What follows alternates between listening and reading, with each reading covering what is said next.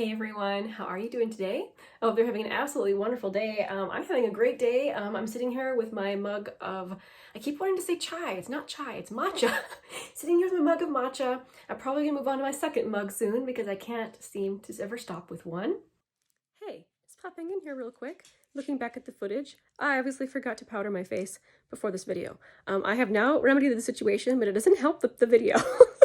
Very sorry for my distractingly shiny face.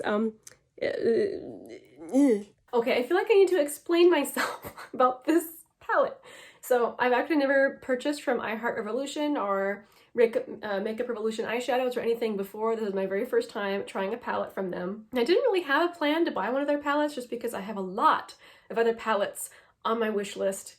But this I saw on Trend Mood and my first thought was, oh, that's a really cute collaboration. And the more I looked at it, I'm like, actually, that's a really perfect collaboration. If I'm gonna try Makeup Revolution, I wanna try that one. So they had the Cocoa Pebbles palette and they had the Fruity Pebbles palette, which was much more colorful. The Cocoa Pebbles looks like that on the inside. There's some pops of color, but it's mostly neutral, what I would term very, very wearable. And I just could not get over the packaging. So, it looks like a package of cereal. It has the sides that looks like, Cocoa Pebbles. And when you open it, along with the mirror there, which is a nice mirror, the whole thing is covered in the Cocoa Pebble artwork, and it just made me so happy. Even the names of the shades, I was like, oh, Puffs, Chocolatey, Caveman, Snack, Flavor, Crispy. I was like, yes, yes, yes, yes, like this is it. And I decided that even if I didn't like the shadows, I was gonna put it like on my little makeup shelf up here and it would be like part of the decor of my little makeup area. But I am happy to say, however, that I actually really like the quality of this palette. So let me explain that. Here's where I'm going to insert a clip of the swatches that I took. So first off, right off the bat, I noticed that there were different formulas for the shimmers. There were some that were a little bit more dry, required a little bit more building up, and others that were super, super shimmery and maybe a tiny bit more chunky, but chunky in a good way. They just were way more foiled, whereas other ones were a little more soft and subdued. The mattes, I'm very, very impressed with the mattes. I thought they were super soft and blendy. Not too pigmented, but pigmented enough that if you wanted something smoky, you could definitely go there. And overall, I was just really, really pleased with everything. Would I say they're Sydney Grace quality? No, but those are like in another league, a whole other ballpark. I would consider this very everyday friendly and just user friendly in general. I think the only way you would be disappointed is if you were going for extreme pigment or, extreme anything. There's nothing about these shades that are extreme. They're very much just like I would call them a user-friendly formula. Let's go into the eye look that I did. So I started off with the shade Caveman, which just is a very soft, nice, neutral transition shade. I used just a little bit. I didn't want anything to go too strong today, and I really liked how it blended out. Extremely easy to use. Next, on the outer corner, I went a little bit out of my normal comfort zone, and I decided to go in with the blue, the Stone Age color.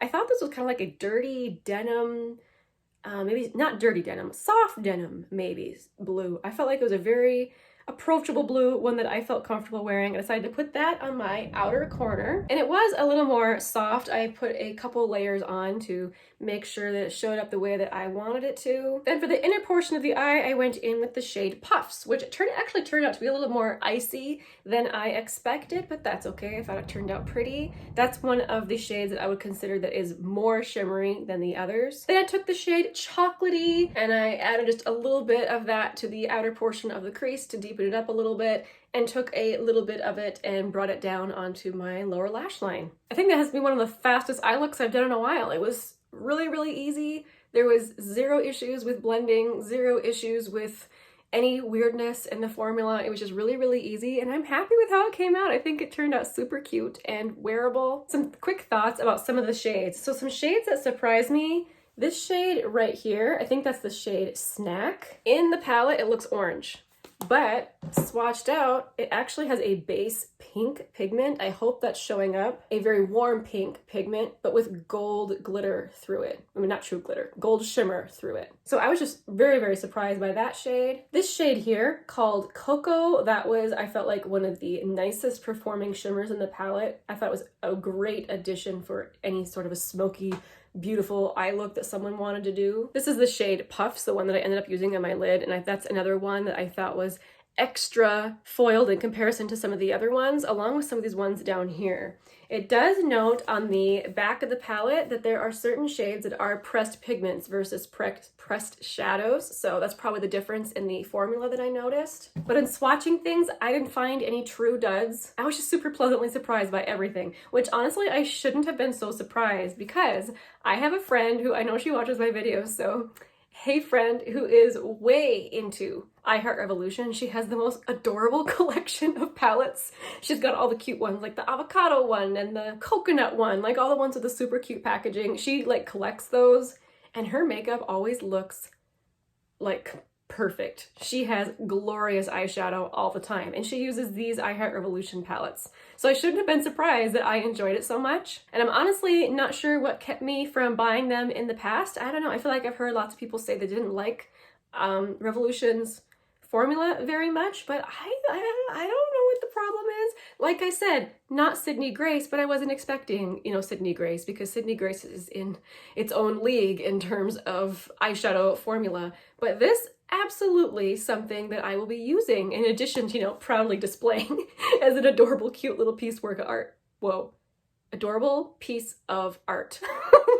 Anyway, I just had to share with you guys that I succumbed to a cute packaging thing. That's not usually something that I do. I try not to do that, but I ended up being very pleased with this. I'm totally interested to know if you guys have tried iHeart Revolution or Revolution palettes. What do you guys think of them? And along with this collection, like, because it was a really big collection, I really wanted the Cocoa Pebbles or the Fruity Pebbles body butters. Those sold out right away. Everyone else had the same idea I did. I bet they smelled amazing. If you guys managed to snag one, please tell me. I hope it's good and not bad, but it could be really, really good. I'm hoping it's amazing. Anyway, that's it for me today, guys. Thank you so much for hanging out with me as I just blathered on about this cute little palette. I really appreciate you being here. I really appreciate your support, and I will see you soon in my next video. Bye!